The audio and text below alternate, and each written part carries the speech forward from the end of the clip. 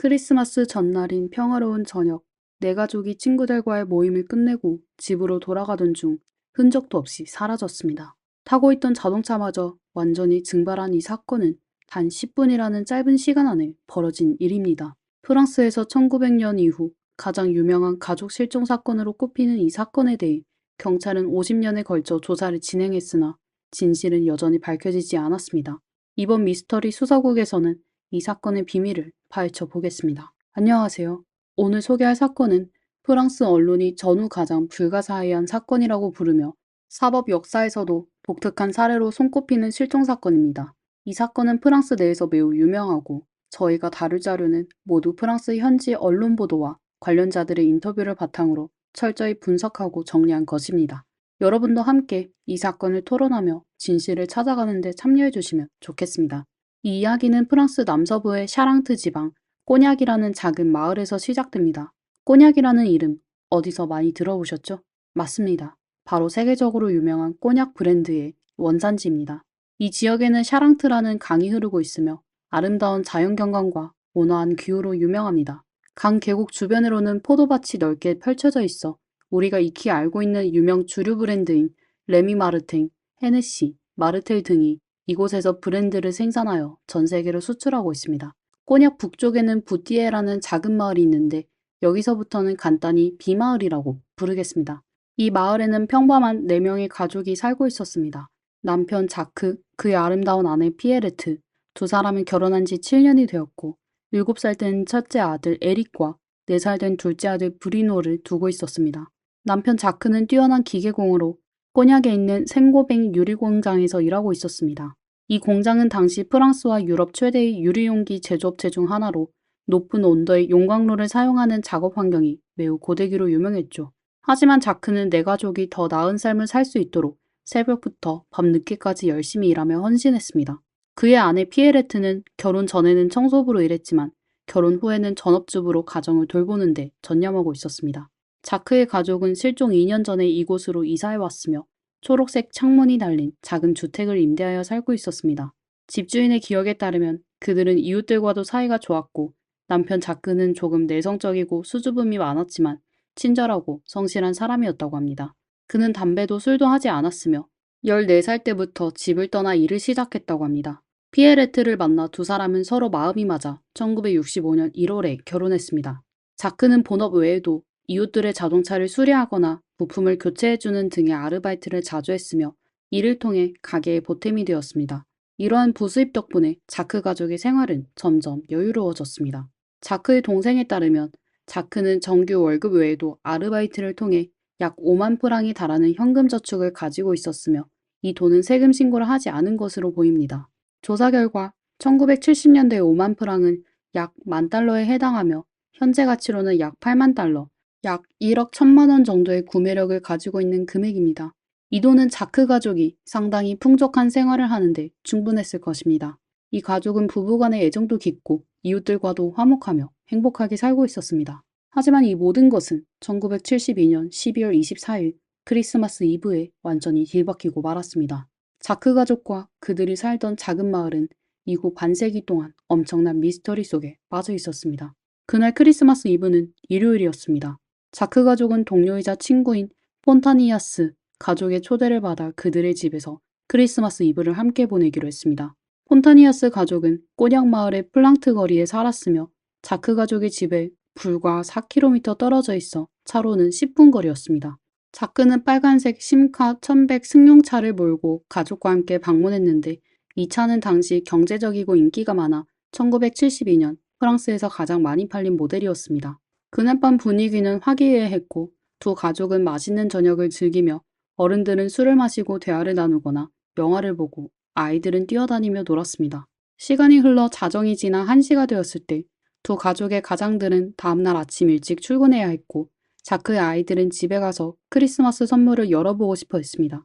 그래서 두 가족은 아쉬운 마음으로 작별 인사를 나눴고 폰타니아스 가족은 자크 가족이 차에 타는 것을 지켜보고 빨간색 승용차가 엔진 소리를 내며 안개 속으로 사라지는 것을 보았습니다. 그러나 그 이후로 이 네 가족과 빨간색 승용차를 본 사람은 아무도 없었습니다. 그들은 안개 낀 차가운 크리스마스 밤에 완전히 사라져버린 것입니다. 자크 가족의 이웃집 모리스 블랑숑은 부모님과 함께 포도밭을 일구며 자크 가족 옆집에 살고 있었습니다. 그는 자크 가족과 특히 친했으며 자크의 아내 피에레트와는 더 가깝게 지냈습니다. 이 부분은 나중에 다시 한번 언급하겠습니다. 25일 크리스마스 날 모리스는 자크 가족의 승용차가 집에 돌아오지 않은 것을 보고 이상함을 느꼈습니다. 그래서 그는 자크의 동생이 장폴에게 알렸고 모리스는 자크 가족의 집 열쇠를 가지고 있었기 때문에 집안을 열어 들어갔습니다. 집 안에는 난방이 되어 있지 않았고 문과 창문은 모두 잠겨 있었으며 특별히 이상한 점은 없었습니다. 그러나 이날 자크는 평소처럼 출근해야 했음에도 공장에 나타나지 않았습니다. 이는 매우 비정상적인 일이었죠. 자크는 단 한 번도 지각하거나 결근한 적이 없었기 때문입니다. 그렇다면 이 가족은 어디로 간 것일까요? 여기서 당시의 통신 상황을 언급할 필요가 있습니다. 1978년이 되어서야 프랑스의 전국적인 전화 네트워크가 보급되었고 그 전에는 일반적으로 회사나 단체에서만 전화가 있었으며 개인 가정에 전화기를 설치하는 경우는 드물었습니다. 걱정이 된 모리스와 장폴은 함께 경찰에 신고를 했습니다. 하지만 경찰의 반응은 전형적이었습니다. 명절 기간 동안 자크 가족이 휴가를 떠난 것일 수도 있다는 말로 상황을 가볍게 여겼던 것입니다. 1974년 1월 16일 새해가 밝아오고 개학일이 되었습니다. 하지만 자크 가족의 두 아이는 학교에 나타나지 않았고 자크 역시 여전히 공장에 출근하지 않았습니다. 만약 이 가족이 휴가를 떠났다고 하더라도 이제는 돌아와야 할 시점이었지만 그들은 여전히 아무런 소식이 없었습니다. 피에레트의 아버지 피에르 에스나르는 딸과 가족이 걱정되어 직접 경찰서에 신고를 했고 이때서야 비로소 경찰이 실종 사건의 심각성을 깨닫고 본격적인 수사를 시작했습니다. 헌병대는 즉시 자크 가족의 집으로 가서 조사를 시작했습니다. 집 안에 들어가 보니 모든 것이 정상적으로 정돈되어 있었습니다. 개인 물품들은 그대로였고 아무도 침입하거나 물건을 뒤진 흔적이 없었습니다. 집 바깥 정원에는 아이들이 평소에 가지고 놀던 작은 삭과 양동이가 그대로 놓여 있었고 크리스마스 이브에 서둘러 떠나며 걷지 못했던 빨래가 그대로 널려 있었습니다. 크리스마스 트리 아래에는 뜯지도 않은 선물들이 놓여 있었고 냉장고 안에는 크리스마스를 위해 준비한 생굴과 칠면조 고기가 그대로 보관되어 있었습니다. 신분증, 가족 서류, 수표 등 중요한 문서도 모두 안전하게 보관되어 있었습니다. 실내와 실외 어디에도 범죄의 흔적이 전혀 없었으며 이 가족의 모든 것은 크리스마스 이브에 멈춰버린 듯 했습니다. 헌병대는 자크 가족이 심야에 자동차로 귀가 중에 실종되었다는 점에 주목하고 우선 교통사고 가능성을 조사했습니다. 자크 가족이 꼬냑에 있는 폰타니아스 가족의 집에서 돌아오는 길은 불과 4km로 그중 여름강을 건너는 다리를 지나며 집에 도착하는 간단한 경로였습니다. 친구들의 증언에 따르면 자크는 평소 신중한 운전자였지만 당시 심야의 짙은 안개, 미끄러운 도로 상태, 그리고 친구들과 술을 약간 마신 것이 사고의 원인이 되었을 가능성이 있다고 판단했습니다. 헌병대는 여름강 일대를 철저히 조사하기 시작했습니다. 잠수부들이 투입되어 강바닥을 샅샅이 뒤졌고 헬리콥터를 이용해 강 위를 공중에서 수색했으며 강 양쪽 강둑도 철저히 조사했습니다. 며칠 후 강 속에서 한 대의 자동차를 발견했는데 그 안에는 유해도 있었습니다. 헌병대는 처음에는 흥분했지만 곧 이 차가 자크의 것이 아니라는 사실을 알게 되었습니다. 이 차량은 3년 전에 실종된 차였으며 차 안에서 발견된 유해는 과거 비마을에 살았던 주민의 것으로 밝혀졌습니다. 프랑스 경찰이 과거에 얼마나 많은 사건을 제대로 처리하지 못했는지 알 수 있는 대목이지만 다시 자크 가족의 사건으로 돌아가겠습니다. 결국 헌병대는 여름강에서 자크의 차량이나 유해를 전혀 발견하지 못했고 심지어 강둑에서도 차량이 남긴 브레이크 자국 같은 흔적조차 없었습니다. 경찰은 수색 범위를 확대해 주변 도시와 광산, 모래 채취장, 강 하류 등 차량을 은닉할 수 있는 모든 지역을 조사했지만 아무런 성과를 얻지 못했습니다. 교통사고 가능성이 배제되자 경찰은 자크와 피에레트 부부의 관계에 대해 조사하기 시작했고 이 과정에서 피에레트와 이웃 모리스의 불륜 사실이 드러났습니다. 겉보기에는 다정해 보이던 자크 부부에게도 남모를 갈등이 있었습니다. 자크는 바쁜 본업과 아르바이트로 인해 항상 일찍 집을 나서고 늦게 귀가하는 생활을 이어갔고 이로 인해 피에레트는 외로움을 느끼기 시작했습니다. 시간이 지나면서 그녀는 이웃 모리스와 부적절한 관계를 맺게 되었습니다. 앞서 언급했듯 모리스가 자크 가족의 차량에 그렇게 관심을 가졌던 이유도 여기에서 비롯됩니다. 피에레트는 모리스와의 만남을 위해 자크 가족의 집 열쇠까지 따로 만들어 주었습니다. 자크가 집을 비운 사이 아이들이 잠든 틈을 타 두 사람은 자주 집에서 만났습니다. 어느 날 자크가 예상보다 일찍 집에 돌아오면서 두 사람은 현장에서 발각될 뻔했고 모리스는 놀라 창문을 통해 탈출했습니다. 시간이 지나면서 이들의 불륜 소문이 마을에 퍼졌고 자크도 결국 이를 알게 되었습니다. 자크는 매우 분노했지만 겉으로는 이를 참아왔습니다. 모리스의 증언에 따르면 12월 20일과 21일 자크는 방대 지방으로 차를 몰고 군 복무 시절에 알게 된 친구를 방문했습니다. 이 기간 동안 피에레트는 모리스를 찾아와 자크가 불륜 사실을 알게 되었고 그녀와 심한 말다툼을 벌였다고 털어놓았습니다. 심지어 자크는 그녀를 때렸고 이로 인해 그녀의 얼굴에는 멍이 들었다고 했습니다. 자크의 동생 장폴에 따르면 자크는 한 번은 그와 맥주를 마시며 아내가 정신을 차리지 않으면 모든 것을 끝장내버리겠다 라는 말을 했다고 합니다. 혹시 피에레트와 모리스의 불륜 사실이 발각되면서 자크가 아내의 배신을 견디지 못하고 정신을 잃은 나머지 그날 밤 귀가하는 차 안에서 말다툼이 벌어지거나 의도적으로 비극을 초래했을 가능성은 없을까요? 앞서 언급했듯 경찰은 주변 지역은 물론 더 먼 지역까지 철저히 수색했지만 어떠한 단서도 발견되지 않았습니다. 살아있는 흔적도 시신도 전혀 찾아볼 수 없었습니다. 그리고 자크의 동생 장은 형이 아내의 외도를 알았음에도 불구하고 두 아들에 대한 애정이 매우 컸다는 점을 덧붙였습니다. 그는 큰아들을 축구 클럽에 등록시킬 정도로 아이들에게 큰 기대를 품고 있었으며 그들을 훌륭하게 키우고 싶어 했습니다.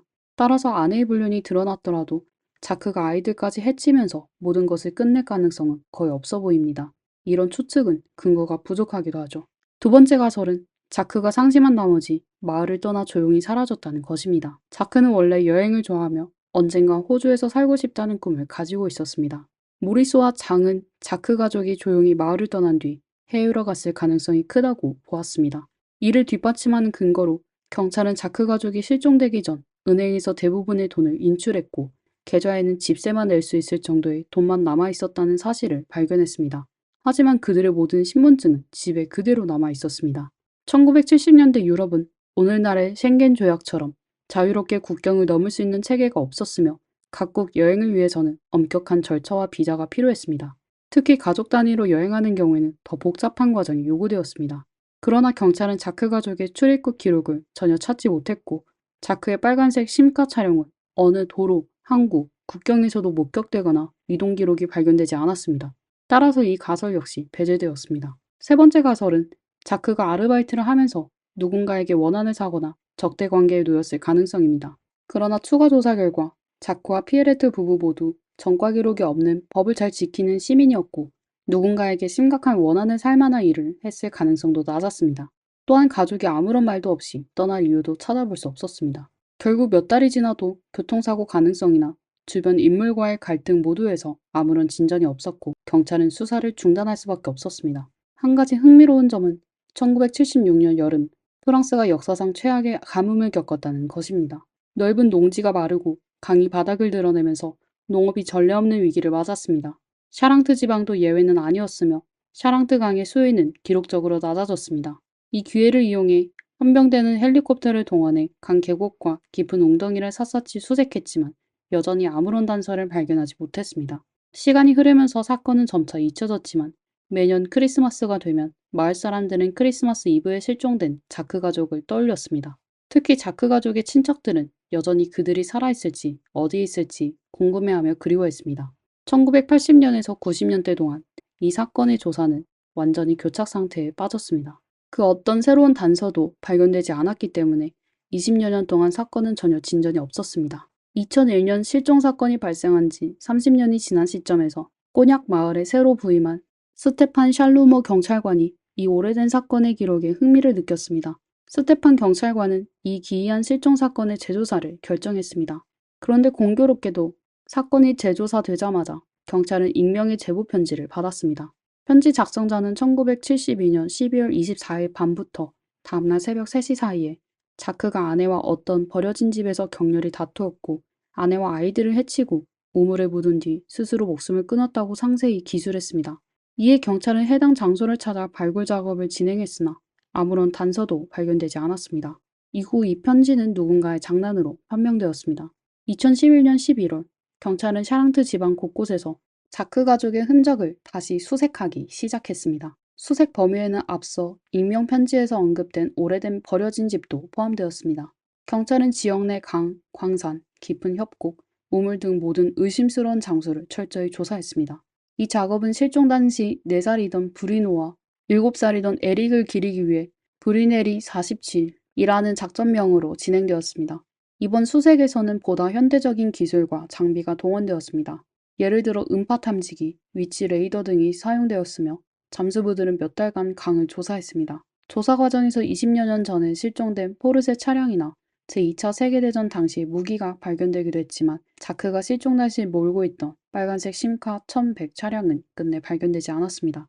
2012년 늦가을 비마을에서 북서쪽으로 22km 떨어진 작은 마을의 숲에서 버섯을 따던 한 노인이 두구의 유해를 발견했습니다. 처음에는 사슴의 사체라고 생각했으나 자세히 보니 사람일 것으로 보였고 즉시 경찰에 신고했습니다. 경찰의 초기 조사에 따르면 이 유해는 한 명의 성인 남성과 한 명의 어린아이의 것이었으며 어린이는 4살에서 7살 정도로 추정되었습니다. 사망한 시점은 40년이 넘었다고 판단되었습니다. 이 중요한 발견은 경찰과 지역 언론으로 하여금 자연스레 자크 실종 사건과 연결지어 생각하게 됐습니다. 왜냐하면 자크의 두 아들이 실종 당시 정확히 4살과 7살이었기 때문입니다. 이에 경찰은 자크의 동생 장에게 연락해 DNA 검사를 진행했습니다. 검사 결과를 기다리는 동안 사건과 관련된 모든 사람들에게는 시간이 너무나 길게 느껴졌습니다. 수십 년이 지난 이 시점에서 이 발견이 사건을 마무리 짓는데 결정적인 단서가 될 수 있을지 모두가 기대했습니다. 그러나 DNA 검사 결과는 모두를 실망시켰습니다. 2013년 10월 사건의 또 다른 전환점이 찾아왔습니다. 샤랑트 강 하류에 있는 앙굴렘 마을에서 빨간색 심카 1100 차량이 발견된 것입니다. 이 마을은 비마을과 꼬냑마을에서 동쪽으로 40km 떨어진 곳에 위치해 있었습니다. 이 소식은 지역 주민들과 경찰에게 큰 희망을 안겨주었고 스테판 경찰관 역시 매우 흥분했습니다. 지역 언론은 이 발견을 대대적으로 보도했습니다. 그러나 차량의 번호판과 엔진 번호를 확인한 결과 이 차량은 자크의 차량이 아니었습니다. 또 하나의 중요한 단서가 무산되면서 사건은 다시 원점으로 돌아갔습니다. 2014년 10월 꼬냑마을의 한 주택 소유자가 정원 공사를 하던 중 몇 구의 유해를 발견했습니다. 집주인은 즉시 경찰에 신고했고 유해는 헌병대로 이송되었습니다. 법의학자들의 초기 검증 결과 이 유해들은 1990년대 이후에 사망한 것으로 판명되었습니다.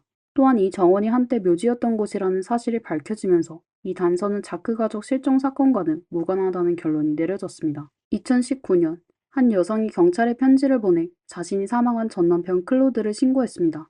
이 여성의 주장에 따르면 클로드는 과거 불법 거래에 연루되어 있었으며 특히 포도밭 관련 사업에서 종종 위협적인 발언을 일삼던 위험한 사람이었다고 합니다. 그녀는 클로드가 1972년 포도밭 매매와 관련된 거래에서 한 구매자와 심한 갈등을 겪었고 결국 그 가족을 없애버렸다고 주장했습니다. 일부 사람들은 이 가족이 바로 자크 가족일 가능성을 제기했습니다.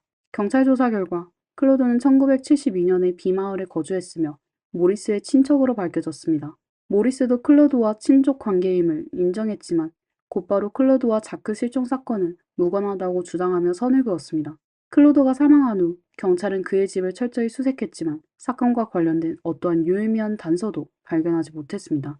2020년 익명의 제보 편지가 경찰에 도착하면서 모리스가 주요 용의자로 지목되었습니다.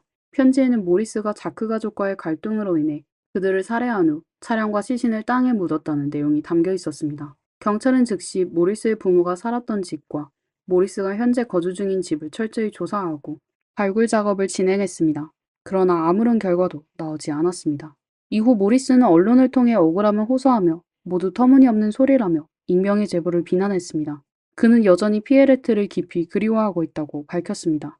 자크의 동생 장조차도 자크 가족의 실종이 모리스의 소행일 가능성은 없다고 생각하며 이는 모리스를 미워하는 사람들이 악의적으로 제보한 것이라고 주장했습니다.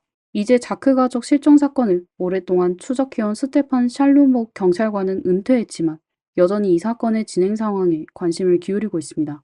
자크와 피에레트의 가족들도 이제는 삶을 계속 살아가기로 선택했습니다.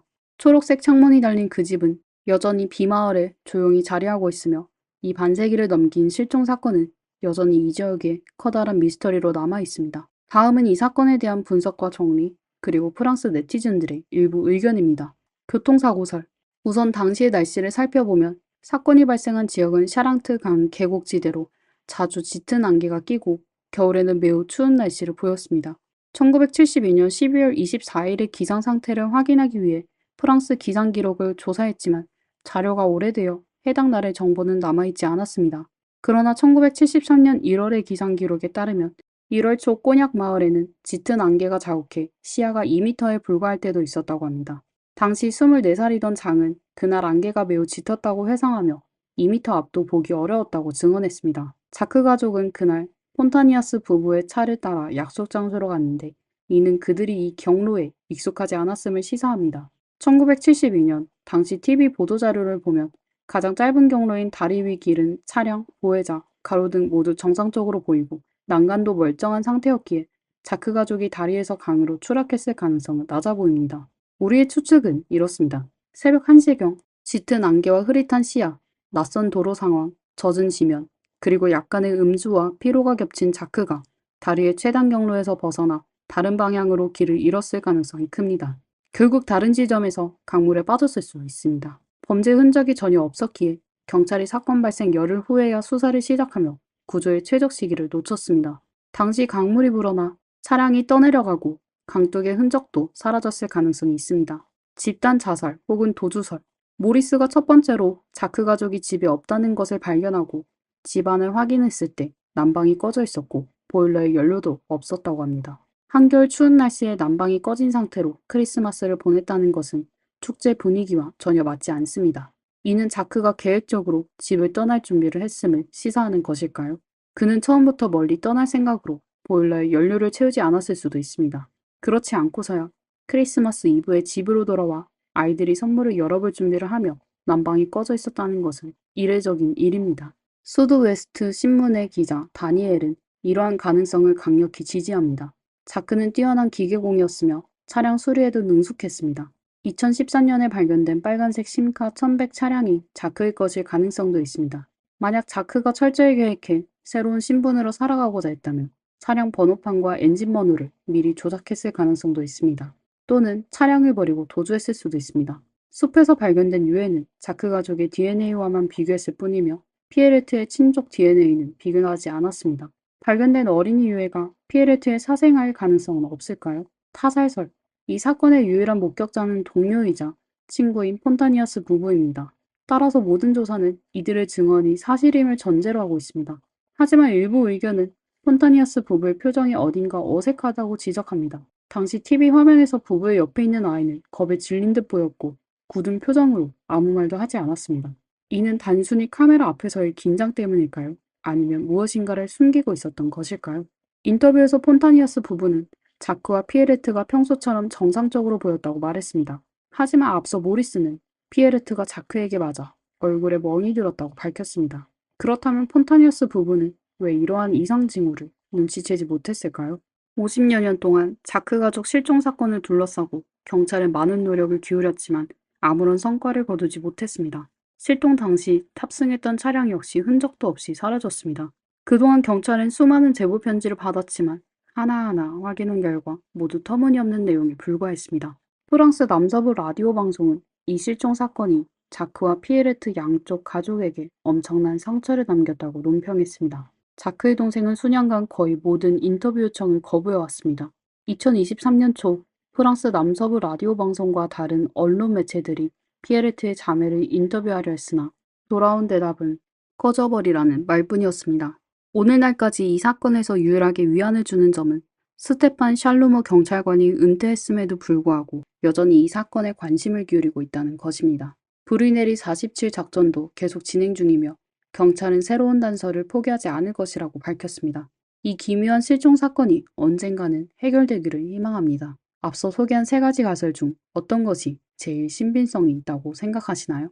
댓글을 통해 여러분의 의견을 남겨주세요. 오늘 영상을 시청해주셔서 감사합니다. 다음 영상에서 다시 뵙겠습니다.